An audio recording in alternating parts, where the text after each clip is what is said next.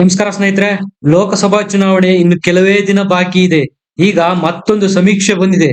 ಈ ಸಮೀಕ್ಷೆ ಏನ್ ಹೇಳಿದೆಯಪ್ಪ ಅಂದ್ರೆ ಬಿಜೆಪಿ ಮತ್ತೊಮ್ಮೆ ಕೇಂದ್ರದಲ್ಲಿ ನಿಚ್ಚಳವಾಗಿ ಅಧಿಕಾರಕ್ಕೆ ಬರಲಿದೆ. ಅದು ಅಂತಿಂತ ಬಹುಮತ ಅಲ್ಲ, ಭಾರೀ ಬಹುಮತದಿಂದ ಅಧಿಕಾರಕ್ಕೆ ಬರಲಿದೆ. ಯಾವ ಪಕ್ಷ ಎಷ್ಟು ಸೀಟ್ ತಗೋಬಹುದು, ಎನ್-ಡಿ-ಎ ಎಷ್ಟು, ಇಂಡಿ ಮೈತ್ರಿಕೂಟ ಎಷ್ಟು, ಅದರಲ್ಲಿ ಬಿಜೆಪಿ ಎಷ್ಟು, ಕಾಂಗ್ರೆಸ್ ಎಷ್ಟು, ಇತರೆ ಪಕ್ಷಗಳೆಷ್ಟು ಎಲ್ಲಾನು ಸಂಕ್ಷಿಪ್ತವಾಗಿ ಮಾಹಿತಿ ಕೊಡ್ತೀನಿ. ದಯಮಾಡಿ ನಮ್ಮ ಚಾನೆಲ್ ನ ಸಬ್ಸ್ಕ್ರೈಬ್ ಮಾಡಿ, ವಿಡಿಯೋನ ಲೈಕ್ ಮಾಡಿ, ಶೇರ್ ಮಾಡಿ. ಸ್ನೇಹಿತರೆ, ಇಂಡಿಯಾ ಟಿವಿ ಮತ್ತು ಸಿಎನ್ಎಕ್ಸ್ ಜಂಟಿ ಸಮೀಕ್ಷೆಯಲ್ಲಿ ಎನ್-ಡಿ-ಎಗೆ 378 ಸೀಟ್ ಕೊಟ್ಟಿದ್ದಾರೆ. ಇಂಡಿ ಮೈತ್ರಿಕೂಟಕ್ಕೆ 98, ಅದರ್ಸ್ಗೆ 67 ಸೀಟು. ಎನ್-ಡಿ-ಎ ಕಳೆದ ಬಾರಿಗಿಂತ ಈ ಬಾರಿ 25 ಸೀಟ್ ಜಾಸ್ತಿ ತಗೊಳ್ತಾ ಇದೆ. ಇಂಡಿ ಮೈತ್ರಿಕೂಟ ಕಳೆದ ಬಾರಿಗಿಂತ ಈ ಬಾರಿ 7 ಸೀಟು ಹೆಚ್ಚಿಗೆ ತಗೋತಾ ಇದೆ. ಅದರ್ಸ್ 32 ಸೀಟ್ ಕಡಿಮೆ ಆಗ್ತಾ ಇದೆ. ಇನ್ನ ಪಾರ್ಟಿ ವೈಸ್ ಬಂದ್ರೆ ಬಿಜೆಪಿ ಒಂದೇ 335 ಸೀಟ್ ತಗೊಳ್ತಾ ಇದೆ. 32 ಸೀಟು ಕಳೆದ ಬಾರಿ ಕಂಪೇರ್ ಮಾಡ್ಕೊಂಡ್ರೆ ಜಾಸ್ತಿ. ಕಾಂಗ್ರೆಸ್ 37 ಸೀಟು, ಅದರಲ್ಲಿ ಕಳೆದ ಬಾರಿ ಕಂಪೇರ್ ಮಾಡಿದ್ರೆ 15 ಸೀಟ್ ಇನ್ನು ಕಡಿಮೆ. ಟಿಎಂಸಿ 21 ಸೀಟು, ಕಳೆದ ಬಾರಿ ಕಂಪೇರ್ ಮಾಡಿದ್ರೆ 1 ಸೀಟ್ ಕಡಿಮೆ. ಡಿಎಂಕೆ 20 ಸೀಟು, ಕಳೆದ ಬಾರಿ ಕಂಪೇರ್ ಮಾಡಿದ್ರೆ 4 ಸೀಟ್ ಕಡಿಮೆ. ಅದರ್ಸ್ 130 ಸೀಟು ತೆಗೆದುಕೊಳ್ಳಲಿದೆ ಅಂತ ಸಮೀಕ್ಷೆ ಹೇಳಿದೆ. ಸ್ನೇಹಿತರೆ, ಇನ್ನು ರಾಜ್ಯವಾರು ನೋಡೋಣ. ಫಸ್ಟ್ ನಮ್ಮ ಕರ್ನಾಟಕ, ಒಟ್ಟು 28 ಕ್ಷೇತ್ರ, 24ರಲ್ಲಿ ಎನ್-ಡಿ-ಎ ಗೆಲ್ಲಲಿದೆ. ಇದರಲ್ಲಿ ಬಿಜೆಪಿ 22, ಜೆಡಿಎಸ್ 2 ಸೀಟು. ಇಂಡಿ ಮೈತ್ರಿಕೂಟ 4, ಅಂದ್ರೆ ಕಾಂಗ್ರೆಸ್ 4 ಸೀಟ್ ಗೆಲ್ಲಲಿದೆ. ಉತ್ತರ ಪ್ರದೇಶದಲ್ಲಿ 80 ಒಟ್ಟು ಸೀಟು, 78 ಎನ್-ಡಿ-ಎ, ಇಂಡಿ 2. ಪಶ್ಚಿಮ ಬಂಗಾಳದಲ್ಲಿ 42 ಸೀಟು, ಅದರಲ್ಲಿ 20 ಸೀಟು ಎನ್-ಡಿ-ಎ, 22 ಸೀಟು ಇಂಡಿ. ಮಹಾರಾಷ್ಟ್ರದಲ್ಲಿ 48 ಒಟ್ಟು ಸೀಟು, 25 ಎನ್-ಡಿ-ಎ, ಇಂಡಿ ಮೈತ್ರಿಕೂಟ 23. ಬಿಹಾರದಲ್ಲಿ 40 ಸೀಟು, 35 ಎನ್-ಡಿ-ಎ, 5 ಇಂಡಿ ಮೈತ್ರಿಕೂಟ. Madhya Pradesh clean sweep BJP, Gujarat clean sweep, ರಾಜಸ್ಥಾನನು ಬಿಜೆಪಿಯಿಂದ ಕ್ಲೀನ್ ಸ್ವೀಪ್ ಆಗಲಿದೆ. ತ್ರಿಪುರಾ, ಉತ್ತರಾಖಂಡದಲ್ಲೂ ಬಿಜೆಪಿ ಇದೆ ಮೇಲುಗೈ. ಮೇಘಾಲಯದಲ್ಲಿ ಬಿಜೆಪಿ ಕಾಂಗ್ರೆಸ್ ಸಮಬಲ. ಹರಿಯಾಣ, ಹಿಮಾಚಲ ಪ್ರದೇಶ, ಜಾರ್ಖಂಡ್ ಮತ್ತು ಉತ್ತರಾಖಂಡ ಈ 4 ಸ್ಟೇಟ್ ನ ಮತ್ತೆ ಬಿಜೆಪಿ ಕ್ಲೀನ್ ಸ್ವೀಪ್ ಮಾಡಲಿದೆ. ಸ್ನೇಹಿತರೆ, ದಕ್ಷಿಣ ಭಾರತಕ್ಕೆ ಪರ್ಟಿಕ್ಯುಲರ್ ಆಗಿ ಬಂದಾಗ ಒಟ್ಟು 130 ಸೀಟ್ ಬರ್ತವೆ. ಇದರಲ್ಲಿ ಬಿಜೆಪಿ ಒಂದೇ 60 ಸೀಟ್ಗಳನ್ನು ಗೆಲ್ಲಲಿದೆ. ಕಾಂಗ್ರೆಸ್ 38 ಸೀಟು, ಇತರೆ ಪಕ್ಷಗಳು 32 ಸೀಟ್ ಗೆಲ್ಲಲಿದೆ ಅಂತ ಇಂಡಿಯಾ ಟಿವಿ ಮತ್ತು ಸಿಎನ್ಎಕ್ಸ್ ಸಮೀಕ್ಷೆ ಹೇಳ್ತಾ ಇದೆ. ಒಟ್ಟಾರೆ ಹೇಳೋದಾದ್ರೆ ದೇಶದ ಜನ ಮತ್ತೆ ಮೋದಿ ನೇತೃತ್ವದ ಎನ್-ಡಿ-ಎ ಮೈತ್ರಿಕೂಟಕ್ಕೆ ಒಲವನ್ನು ವ್ಯಕ್ತಪಡಿಸಿರುವುದು ಸ್ಪಷ್ಟವಾಗಿ ಕಾಣುತ್ತೆ. 2014 ಮತ್ತು 2019ರಲ್ಲಿ ಮೋದಿ ಅವರು ಇತಿಹಾಸ ಬರೆದಿದ್ರು. ಆ 2 ಇತಿಹಾಸನ ಅಳಿಸಿ ಹಾಕಿ ಮತ್ತೆ ಹೊಸ ಇತಿಹಾಸನ 2024ರಲ್ಲಿ ಅತಿ ಹೆಚ್ಚು ಸೀಟ್ ಗೆಲ್ಲುವುದರ ಮೂಲಕ ಬರೆಯಲಿದ್ದಾರೆ.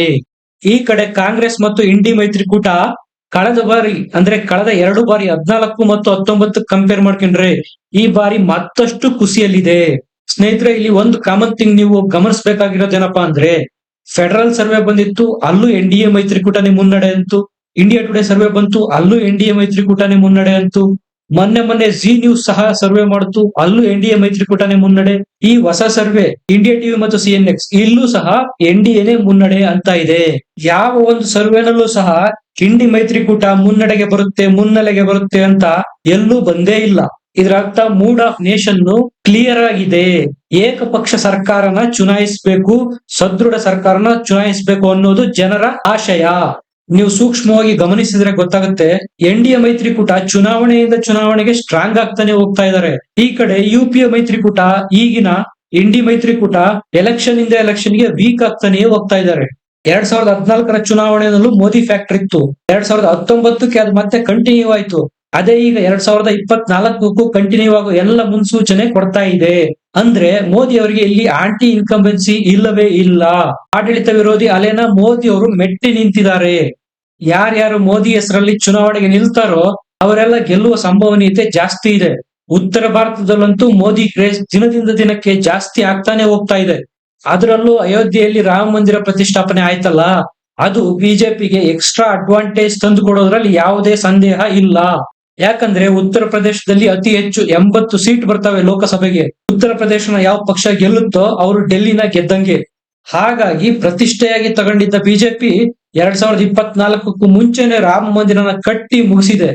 ಈಗ ದೇಶದ ಮೂಡ್ ನೋಡ್ತಾ ಇದ್ರೆ ಉತ್ತರ ಪ್ರದೇಶ 1ರಲ್ಲೇ ಬಿಜೆಪಿ ಕಡಿಮೆ ಅಂದ್ರೂ 73-74 ಸೀಟ್ ಗೆಲ್ಲೋದ್ರಲ್ಲಿ ಯಾವುದೇ ಅನುಮಾನ ಇಲ್ಲ. 2019ರಲ್ಲಿ ಬಿಜೆಪಿ ಒಂದೇ 303 ಸೀಟ್ ಗೆದ್ದಿತ್ತು. ಮೋದಿ ಅವರಂತೂ 370 ಅಂತೇಳಿ ಬಿಜೆಪಿಗೆ ಟಾರ್ಗೆಟ್ ಬೇರೆ ಸೆಟ್ ಮಾಡ್ಬಿಟ್ಟಿದ್ದಾರೆ. ಎನ್-ಡಿ-ಎ ಮೈತ್ರಿಕೂಟಕ್ಕೆ 400 ಟಾರ್ಗೆಟ್ ಕೊಟ್ಟಿದ್ದಾರೆ. ಈ ಹಿಂದೆ ಜವಾಹರ್ಲಾಲ್ ನೆಹರು ಸಹ 3 ಸರಿ ಗೆದ್ದಿದ್ರು. ಆದ್ರೆ ಫಸ್ಟ್ನೇ ಸರಿ ಗೆದ್ದಿದ್ದಕ್ಕೂ ಸೆಕೆಂಡ್ ಮತ್ತು 3ನೇ ಸರಿ ಗೆದ್ದಾಗ್ಲೂ ಅಂತರ ಕಡಿಮೆ ಆಗ್ತಾ ಬಂದಿತ್ತು. ಆದ್ರೆ ಮೋದಿ ವಿಚಾರದಲ್ಲಿ 14ರಲ್ಲಿ 19ರಲ್ಲಿ ಅಂತರ ಜಾಸ್ತಿ ಆಗಿದೆ. ಈಗ ಮತ್ತೆ 24ರಲ್ಲಿ ಅಂತರ ಜಾಸ್ತಿ ಆಗೋ ಎಲ್ಲ ಲಕ್ಷಣಗಳು ಇದಾವೆ. ಇದನ್ನ ತಡಿಬೇಕು ಅಂದ್ರೆ ಕಾಂಗ್ರೆಸ್ ತುಂಬಾ ಸರ್ಕಸ್ ಮಾಡಬೇಕಾಗಿದೆ. ಉತ್ತರ ಭಾರತದಲ್ಲಿ ಕಾಂಗ್ರೆಸ್ ನೆಲೆನ ಸ್ವಲ್ಪ ಸ್ವಲ್ಪ ಈಗ ಕಳ್ಕೊಳ್ತಾನೆ ಬರ್ತಾ ಇದೆ. ಅಲ್ಪ ಸ್ವಲ್ಪ ಕಾಂಗ್ರೆಸ್ ಉಳಿದಿದ್ರೆ ಅದು ದಕ್ಷಿಣ ಭಾರತದಲ್ಲಿ ಕರ್ನಾಟಕ, ತೆಲಂಗಾಣ, ಮಹಾರಾಷ್ಟ್ರದಲ್ಲಿ ಮಾತ್ರ ಈಗ ನೆಲೆ ಇದೆ. ಕೇರಳದಲ್ಲೂ ಅಲ್ಪ ಸ್ವಲ್ಪ ಸೀಟ್ಗಳನ್ನ ಗೆಲ್ಬಹುದು. ಹಾಗಾಗಿ ದಕ್ಷಿಣದ ರಾಜ್ಯಗಳಲ್ಲಿ ಕಾಂಗ್ರೆಸ್ ಎಷ್ಟು ಸೀಟ್ಗಳನ್ನ ಪಡೆಯುತ್ತೆ ಅನ್ನೋದ್ರ ಮೇಲೆ ಅದರ ಸಕ್ಸಸ್ ಡಿಪೆಂಡ್ ಆಗಿರುತ್ತೆ. ಕಾಂಗ್ರೆಸ್ ದಕ್ಷಿಣದಲ್ಲಿ ಎಷ್ಟು ಸೀಟ್ಗಳನ್ನ ಜಾಸ್ತಿ ತೆಗೆದುಕೊಳ್ಳೋದಕ್ಕೆ ಪ್ರಯತ್ನ ಮಾಡುತ್ತೋ ಅಷ್ಟು ಸೀಟ್ಗಳನ್ನ ಬಿಜೆಪಿಗೆ ಕಡಿಮೆ ಮಾಡಬಹುದು. ಯಾಕಂದ್ರೆ ಉತ್ತರ ಭಾರತದಲ್ಲಿ ಸೀಟ್ ತಗೊಳ್ಳೋದು ಕಾಂಗ್ರೆಸ್ಗೆ ಕನಸಿನ ಮಾತು. ನಾನು ಹೇಳ್ತಾ ಇರೋದು ಈಗಿನ ಸನ್ನಿವೇಶಕ್ಕೆ. ಮುಂದೆ ಏನ್ ಬೇಕಾದ್ರೂ ಆಗ್ಬೋದು. ಉತ್ತರ ಭಾರತದಲ್ಲಿ ಕಾಂಗ್ರೆಸ್ ಸದ್ಯದ ಮಟ್ಟಿಗೆ ಪುನಶ್ಚೇತನ ಕಾಣೋದಂತೂ ಕಷ್ಟ. ರಾಷ್ಟ್ರ ಮಟ್ಟದಲ್ಲಿ ಬಿಜೆಪಿಗೆ ಟಕ್ಕರ್ ಕೊಡೋ ಪಾರ್ಟಿ ಯಾವ್ದಾದ್ರು ಇದ್ರೆ ಅದು ಕಾಂಗ್ರೆಸ್ ಮಾತ್ರ. ಆದ್ರೆ ಅದೇ ಬೆಳೀತಾ ಇಲ್ಲ ಅಂದ್ರೆ ಬಿಜೆಪಿಗೆ ಇನ್ನೂ ಸುಲಭ ಆಯ್ತು. ಯಾಕಂದ್ರೆ ಪ್ರಾದೇಶಿಕ ಪಕ್ಷಗಳು ಚಾಲೆಂಜ್ ಮಾಡಕ್ ಆಗಲ್ಲ. ಮಮತಾ ಬ್ಯಾನರ್ಜಿ ಅವರು ವೆಸ್ಟ್ ಬೆಂಗಾಲ್ ಅಲ್ಲಿ ಅವ್ರ ಪಕ್ಷನ ಗೆಲ್ಲಿಸಬಹುದು. ಅವ್ರು ಬಂದು ಕರ್ನಾಟಕದಲ್ಲಿ ಗೆಲ್ಸಕ್ಕಾಗತ್ತಾ? ಆಗಲ್ಲ. ಅದೇ ತರ ಲಾಲು ಪ್ರಸಾದ್ ಯಾದವ್ ಅವರು ಬಿಹಾರದಲ್ಲಿ ಮಾಡ್ಬೋದು, ಉತ್ತರ ಪ್ರದೇಶದಲ್ಲಿ ಮಾಡಕ್ಕಾಗತ್ತಾ? ಆಗಲ್ಲ. ಸೀಮಿತ ಪ್ರಭಾವ ಇರೋ ನಾಯಕರು ಅವರದ್ದೇ ಆದ ಸ್ಥಳೀಯ ಪ್ರದೇಶಗಳಲ್ಲಿ ಮಾತ್ರ ಗೆಲ್ಬಹುದು. ಅವರಿಗೆಲ್ಲ ಬಲ ತುಂಬಬೇಕಾಗಿರೋದು ಕಾಂಗ್ರೆಸ್ ಪಕ್ಷ. ಆದ್ರೆ ಅದೇ ಈಗ ವೀಕ್ ಆಗಿದೆ. ಹಾಗಾಗಿ ಮೋದಿ ಅವರು ಸ್ಟ್ರಾಂಗ್ ಆಗ್ತಾನೆ ಹೋಗ್ತಾ ಇದ್ದಾರೆ. ದಕ್ಷಿಣ ಭಾರತದ ರಾಜ್ಯಗಳಲ್ಲಾದ್ರೂ ಒಳ್ಳೆ ಪೈಪೋಟಿ ಕೊಡುತ್ತಾ? ಅದೂ ಇಲ್ಲ. ದಕ್ಷಿಣ ಭಾರತದ ರಾಜ್ಯಗಳಲ್ಲೂ ಸಹ ಕಾಂಗ್ರೆಸ್ 2ನೇ 3ನೇ ಸ್ಥಾನದಲ್ಲಿರೋ ಪಾರ್ಟಿ. ಮಹಾರಾಷ್ಟ್ರದಲ್ಲಿ 3ನೇ ಸ್ಥಾನದಲ್ಲಿದೆ. ಕೇರಳದಲ್ಲಿ ಸಿಪಿಐ ಸಿಪಿಎಂ ನಂತರ ಬರುತ್ತೆ. ತಮಿಳುನಾಡಿನಲ್ಲೂ ಸಹ ಡಿಎಂಕೆ ನಂತರ. ತೆಲಂಗಾಣ ಮತ್ತು ಕರ್ನಾಟಕದಲ್ಲಿ ಆಳ್ವಿಕೆಯಲ್ಲಿದೆ. ಆದರೆ ಲೋಕಸಭೆಯಲ್ಲಿ ಜಾಸ್ತಿ ಸೀಟು ಈ 2 ರಾಜ್ಯಗಳಿಂದನೂ ಬರೋದು ಡೌಟು. ಹಾಗಾಗಿ ಹೇಳಿದ್ದು ಈಗಿನ ಎಲ್ಲ ಪರಿಸ್ಥಿತಿಗಳು ಕಾಂಗ್ರೆಸ್ಗೆ ಪ್ರತಿಕೂಲವಾಗಿ ಇದಾವೆ ಹೊರತು ಅನುಕೂಲವಾಗಿ ಇಲ್ಲ. ಉತ್ತರ ಪ್ರದೇಶ, ರಾಜಸ್ಥಾನ, ಬಿಹಾರ, ಮಧ್ಯಪ್ರದೇಶ ಇಂಥ ದೊಡ್ಡ ದೊಡ್ಡ ರಾಜ್ಯಗಳಲ್ಲೇ ಕಾಂಗ್ರೆಸ್ ಇಲ್ಲ ಅಂದಮೇಲೆ ಅವ್ರ ಅಧಿಕಾರದ ಆಸೆನ ಬಿಟ್ಬಿಡೋದೇ ಒಳ್ಳೇದು. ಕಾಂಗ್ರೆಸ್ಗೆ ಸದ್ಯದ ಮಟ್ಟಿಗೆ ಅಧಿಕಾರ ಕನಸಿನ ಮಾತು. ಕೇಂದ್ರದಲ್ಲಿ ಮೋದಿ ಸದ್ಯಕ್ಕೆ ಅನ್ಸ್ಟಾಪಬಲ್. ಗುಜರಾತ್, ರಾಜಸ್ಥಾನ, ಮಧ್ಯಪ್ರದೇಶ, ಉತ್ತರ ಪ್ರದೇಶ, ಜಾರ್ಖಂಡ್, ಹಿಮಾಚಲ್ ಪ್ರದೇಶ, ಹರಿಯಾಣ ಇಲ್ಲೆಲ್ಲ ಕ್ಲೀನ್ ಸ್ವೀಪ್ ಮಾಡ್ತಾ ಇದ್ದಾರೆ ಬಿಜೆಪಿ ಅವರು. ಇನ್ ಸೀಟ್ ಉಳಿಯೋದಾದ್ರೂ ಎಲ್ಲಿ ಕಾಂಗ್ರೆಸ್ಗೆ? ದಕ್ಷಿಣದಲ್ಲಾದ್ರೂ ಪರ್ಫಾರ್ಮೆನ್ಸ್ ಮಾಡ್ತಾರಾ? ಅದು ಇಲ್ಲ. ಅಲ್ಲೂ ಬರ್ತಾ ಇರೋದು ಒಂದು ಮತ್ತೊಂದು ಸೀಟು. ಆ ಕಡೆ ಮೋದಿ ಅವ್ರು ನಿಂತ್ಕೊಂಡು 100% ಸ್ಟ್ರೈಕ್ ರೇಟ್ ಅಲ್ಲಿ ಆಡ್ತಾ ಇದ್ದಾರೆ.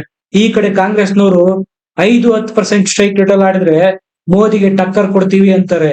ಕಾಂಗ್ರೆಸ್ ಯಾವಾಗ ಮೊನ್ನೆ ನಡೆದ ಪಂಚರಾಜ್ಯ ಚುನಾವಣೆಗಳಲ್ಲಿ 4 ರಾಜ್ಯಗಳಲ್ಲಿ ಸೋಲ್ತೋ ಅದೇ ಅದರ ಲೋಕಸಭಾ ಚುನಾವಣೆಯ ಸೋಲಿಗೆ ಮುನ್ನುಡಿಯನ್ನು ಬರೀತು. ಸ್ನೇಹಿತರೆ, ನಿಮ್ಮ ಅಭಿಪ್ರಾಯನ ಕಮೆಂಟ್ ನಲ್ಲಿ ತಿಳಿಸಿ. ವಿಡಿಯೋನ ಲೈಕ್ ಮಾಡಿ, ಶೇರ್ ಮಾಡಿ, ನಮ್ಮ ಚಾನೆಲ್ ನ ಸಬ್ಸ್ಕ್ರೈಬ್ ಮಾಡಿ.